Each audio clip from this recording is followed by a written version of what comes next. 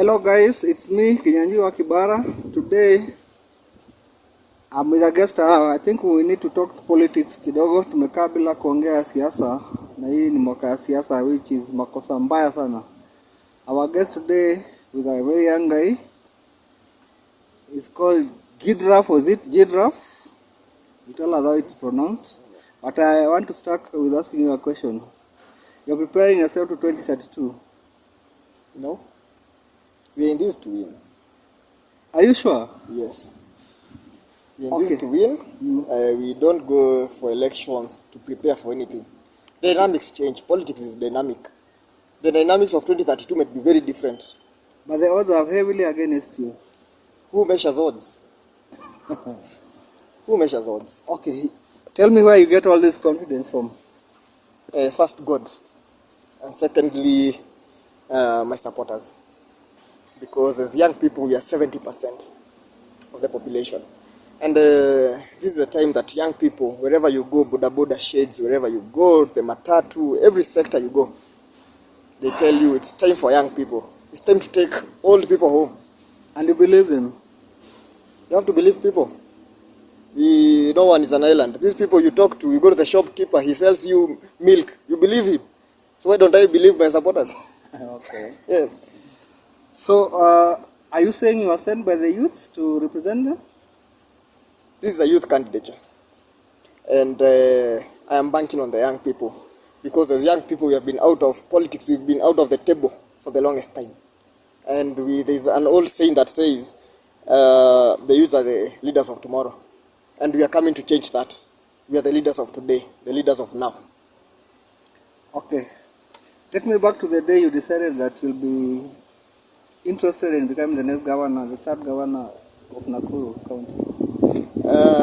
I must start by saying, leaders are born and some leaders are made. I must believe that, and I believe that I was born a leader since my education days up to now. I've been a student president in my university years. And in 2017, I made a stab at the Bahati MP seat. And now, the young people told me it's time we seek a seat at the table of decision making. And that is for the governor's seat. So we met with the young people, over 300 of them, from all walks of this county. And they said, Gidraph, you have what it takes. And I'm not here to let them down. This is our time. So we decided that as young people, we can rally behind one person, not only for the governor's seat. We decided that from the MCA seat going upwards, up to the governor's seat, because we are in Azimio, we leave the big seat to Baba. But down here, we are giving it to young people. So you are saying you failed to become MP in the last election for Bahati? And instead of downgrading to MCA, which most people are saying you should have started with, you are upgrading to governor, which is the biggest seat in the county. How come? What happened is I was not around. So I came and young people told me, you can run for the MP seat, we are behind you. And then the dates were not made then when they were telling me that. Then by the time we were checking, they gave us a nomination date for 3 days after we had declared our candidature. So we had to pull down. You were running on which party in Bahati? We wanted to go, at that time we were talking about TNA. So me, I've been behind Uhuru, Muigai Kenyatta. So you are a victim of rigging? No, the time frame did not favor us. You see, there are people who can join, we have the party's bill right now. So this one, it gave clear deadlines of when you can be a member. Back then, we didn't have those dates. So by the time we were saying we are in the race and we issued a press statement, then the party, the days were already, the nomination dates according to TNA, then they were closed. So we pulled down and we stepped aside. Yes. So we didn't officially run, but we were interested in the MP seat. And actually, if we were given 2 weeks, we would have taken that seat. So, party nominations yes. are coming in 2 weeks. Yes. Are you happy with the way things are going in Jubilee? I'm very happy. First, with the fees that the Jubilee Party minded the young people. Secondly, Jubilee Party has been very open. If it's to pay, there are some parties that we have had that aspirants are being told to step down and to give that money to other to the party leader. So Jubilee has been very transparent. We know it is a big party. It has a lot of aspirants in it. So there must be teething problems here and there. But we can say so far, so good. We have nominations from the 11th to the 22nd. And my friend Kenyanjui, let me tell you, there are many methods of doing nominations. Okay. And according to our NDC, there can be consensus, there can be posters, there can be direct, or there can be ballot method. But for the last 2-3 months has been always like, it's like an open secret that Jubilee opted to do pollsters. Okay. How come you are convinced that there's those still other options are still open? You see, Jubilee will not be the first party to do consensus or other methods. And the bottom line is free and fair nominations. If it's consensus, it can be free and fair. If it is pollsters, let us see the data. If we are about 1 million voters in Nakuru County, let us see the percentage. In statistics, we say what was the percentile of the people who were interviewed. We want to see those. The demographics. I'm running on a youth candidature. But if the dynamics were of the pollster, they interviewed 70 to 75 people, age bracket, definitely will not be among the preferred candidates. But if they go to people who are 18 to 35 or 40, then the dynamics change. So what we are saying is we run on a free and fair ticket. Okay? Whichever method, if we go for the ballot, let us have the best of the best agents in the ground. Let's have a fair playing ground for each and everybody. Yes. As you know very well, in Kenya, yes, nominations and elections are never free and fair. All politicians will lose. They always come out saying they are not free and fair. There is a first time for everything. This is the first time Jubilee. You trust the process in Jubilee? I trust it. Why? I paid. It's a party I trusted with my money. Why don't I trust them to do nominations? Okay. Yes. Okay, now let's get to know a little bit about you. Yes. Who is Gidraph? Is it Gidraph or Gidraph? It's Gidraph Mwangi. The same way you don't say God, you say God. So it's Gidraph Mwangi. Okay, do you have another name? Yes. Okay, so you were born who? Actually, I was born Stephen Mwangi Gidraph. Okay. But most people prefer to call me Gidraph. And my middle name is Mwangi. So I'm Gidraph Mwangi. So take us the small journey from when you realize who you are. Yes. And up to now, in brief. Briefly, I can say is I'm a Nakuru-born resident. I was born in Subukia. I was raised in Bahati. I have studied in Rongai. So I am Nakuru and I've worked in Naivasha.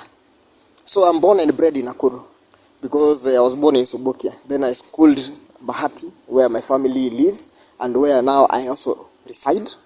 And I went to Rongai, the constituency where I was one of the pioneers of Sacred Heart Boys. We were the first batch of Sacred Heart Boys. From Form 1? Yes, from Form 1. Which year was that? It was in 2006. Okay. Then I went to university. I went to African Nazarene University. After that, I became a student president. Through that process, the U.S. Embassy and the U.S. Department of State selected me, among other 10 students, to go to the U.S. Miami University on civic education programs, where I have worked for some time. I've worked with the Catering Foundation in Ohio and in Washington, D.C., and I have run a number of initiatives. For example, I ran Civics 47, which is a civic education platform where we train young people, on good citizenry practices. For example, you even meet, some people even in university, they cannot even sing the national anthem. So, and also we have a program called the Podium, where we give young people a platform to hone their skills, their leadership skills. This in high school and in campuses. So, technically, I've been a young leader, and I've been a leader for the longest time that I have been around.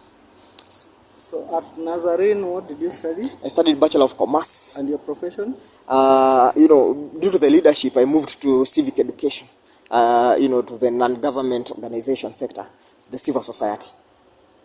Okay, which day did you sit and think and decide I'm interested in politics?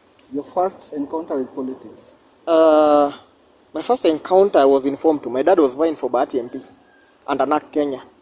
And I remember here where we are in America. I remember when I was informed to, Nakuru had come here and I think Rafael Tuju.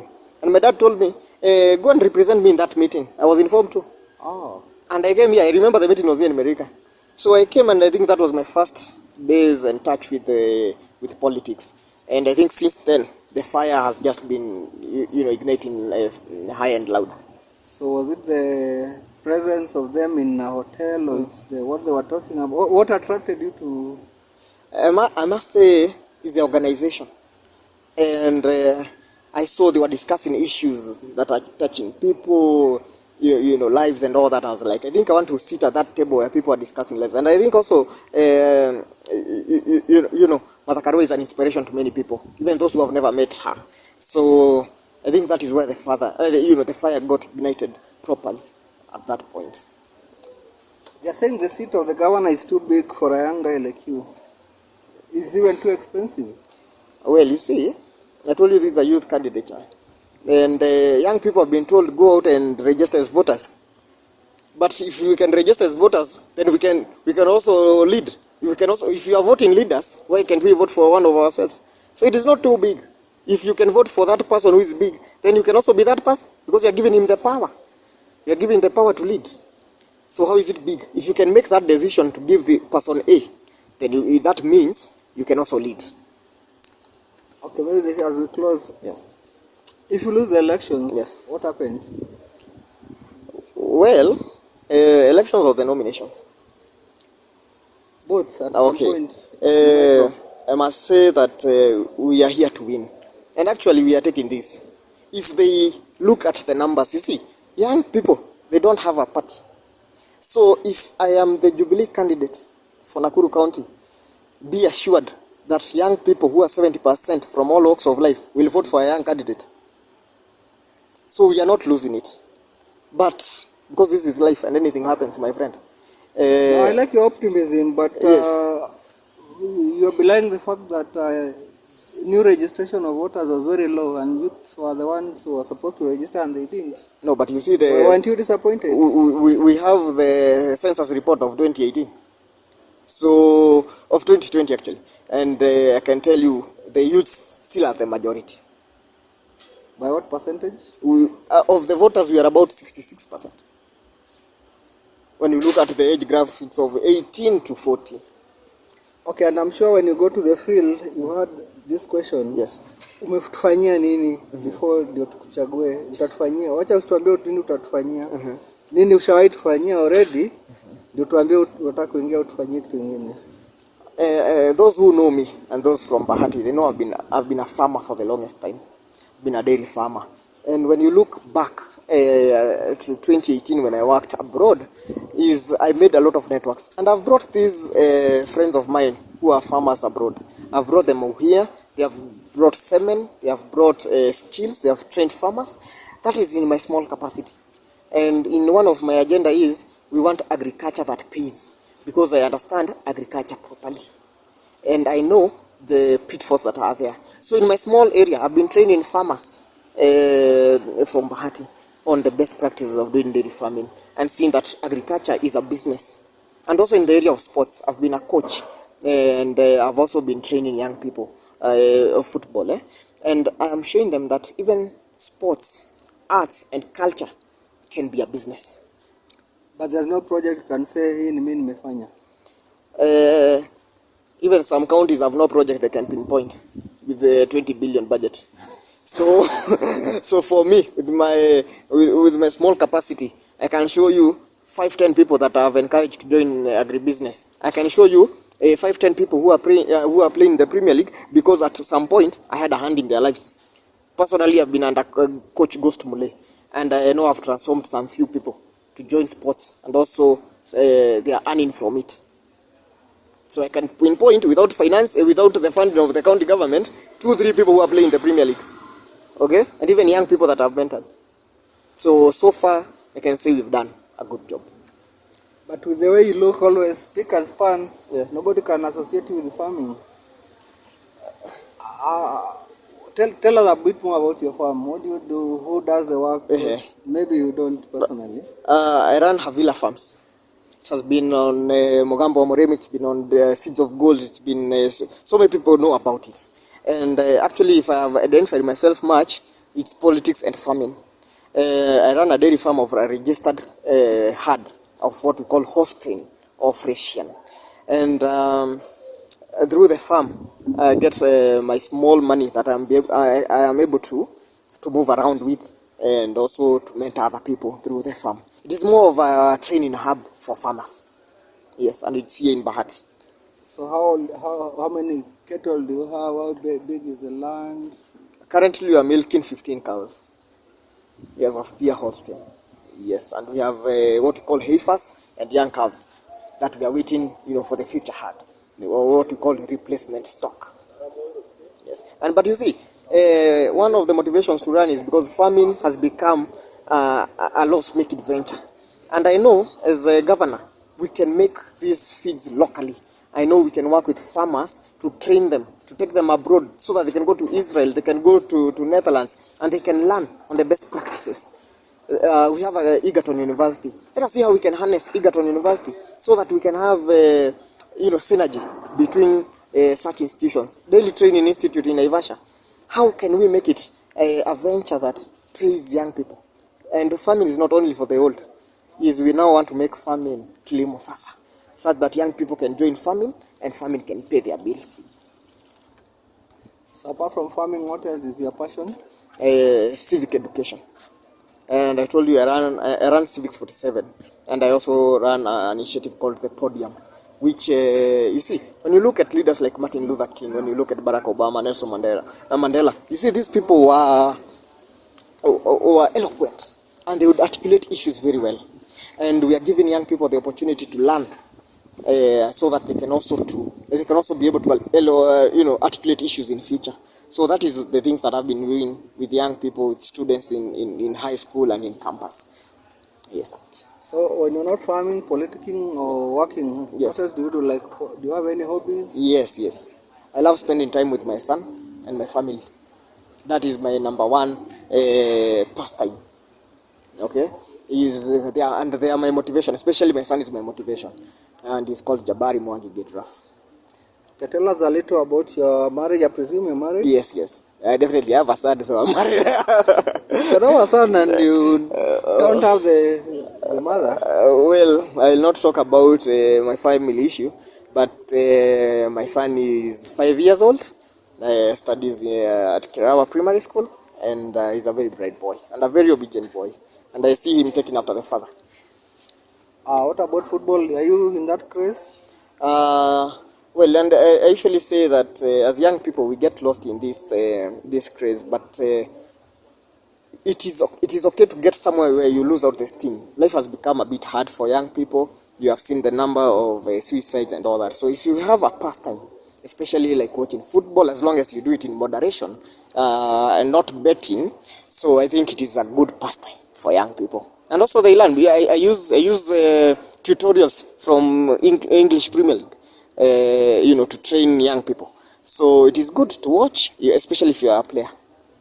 So you've been sworn in today. You are the Nakuru governor. Yes. What would you do in the first 100 days? What would you do the first thing you step office the next day?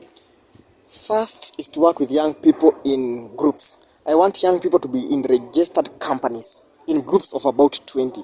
Because in my administration, let me tell you, my friend, there will be no tenders going outside Nakuru. And I have promised young people, we are 70%. Why don't we get 70% of the tenders?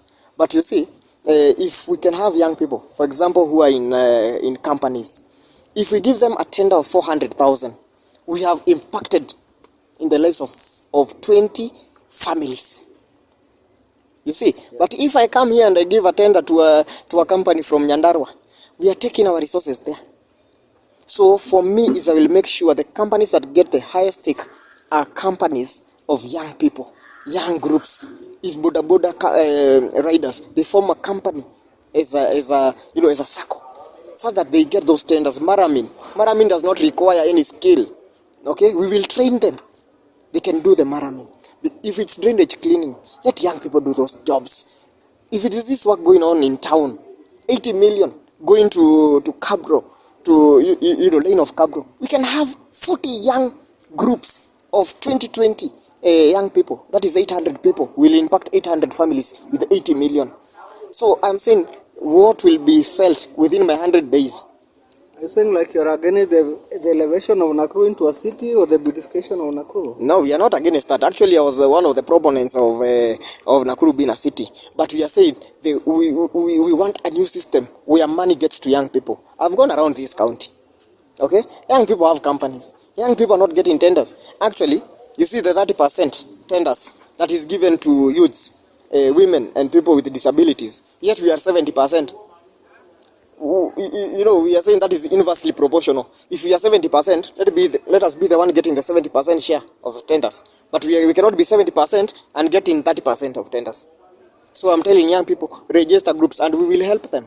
Register groups, register companies so that they get these tenders. Because money must get to young people. Me, I'm a young person. I know the pain of going to university, living in university, not getting a job for 6 years, not getting funds even to feed your family. I want young people to get money. And that is my clarion call. Young people, vote for a young person so that money can get to your pockets. I know there are many methods of getting this money to young people. You see, tenders up, we have over 5 billion tenders. This money can go to young people. 3 billion can impact over half the population of young people in this county. Then the next year we change that and we go like that till we are done with the young people. They have money in their pockets. But by pushing the youth agenda so far, yes, don't you fear you're marginalizing the other or antagonizing the non-youth? No, you see, voters? Our elders will be there and they will be there as advisors. Okay, this is a new generation. For example, if you look at the county, actually one thing that I've promised the young people is a 100% youth ministry. And it will be led by our youth. Because the dynamics of today, what the young people are going today, only a young person can understand.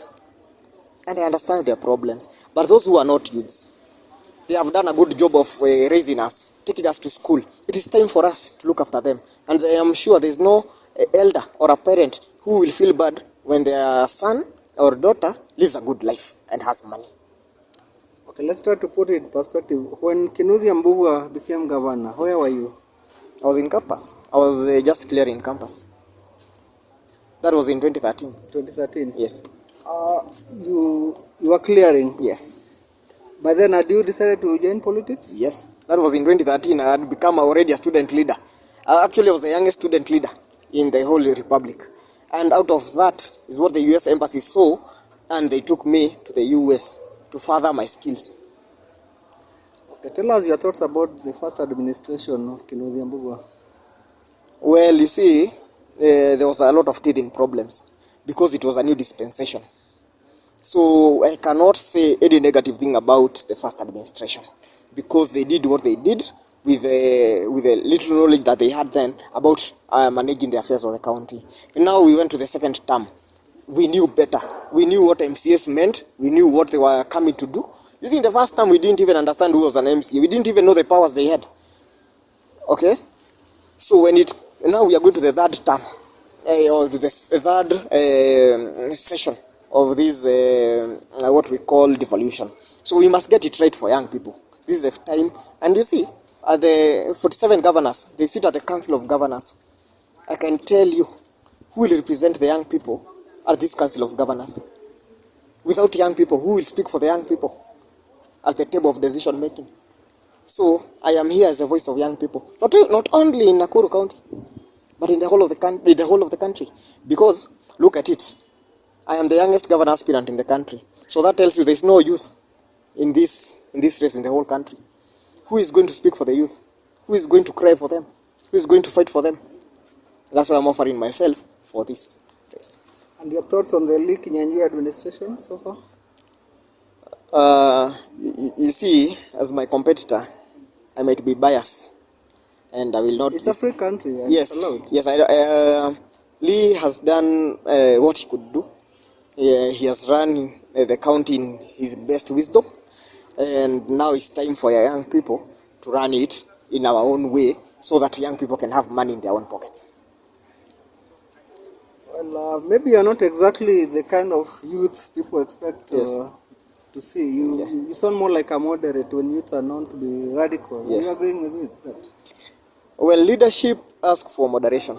You cannot be too extreme. This is politics, not leadership. Well, Right now it's politics. you see, a governor is a leader of a county, so it's leadership. Okay? Politics is a very short period. And that's why even our party leader says, we have been at work. So that means he has been offering leadership. Then now it's time to politic. If we go for a politician this time round, we lose it for another 5 years. So for me, I am a leader, not a politician. And if I was a politician, things would have been very messy. But right now, I can tell you for a fact, for me, I'm more of a leader than a politician. Because we only have 4 months to politic, to elections. What happens for the next 5 years? We cannot be politicking. We cannot be on perpetual politicking for the next 5 years. We need a leader to show us the way, to show the young people the way, to show our elders the way also. To show them this is how young people want to be led. And this is why young people who are 70% should contribute 70% of the GDP. But if you look at it, young people, when they say Kenya there are no jobs, they say young people, they mean young people. When they say Kenya there is no money, they mean young people don't have money. So we need to show these young people ways that money can get to their pockets. Okay, thank you so much for taking your time to join me. And I will wish you luck and all the best in your campaigns. Now, before we close up, talk to your voters. Tell them something. I will tell you, as my supporters, and if you are not a youth, I know I rally a lot of youth, but I say if you are not a youth, you have a son, a brother, or a sister who is a youth. So I am coming in to make sure that these people, as young people, we stand up and speak in one voice so that our future can be better. That of our children and that of our children who will come after.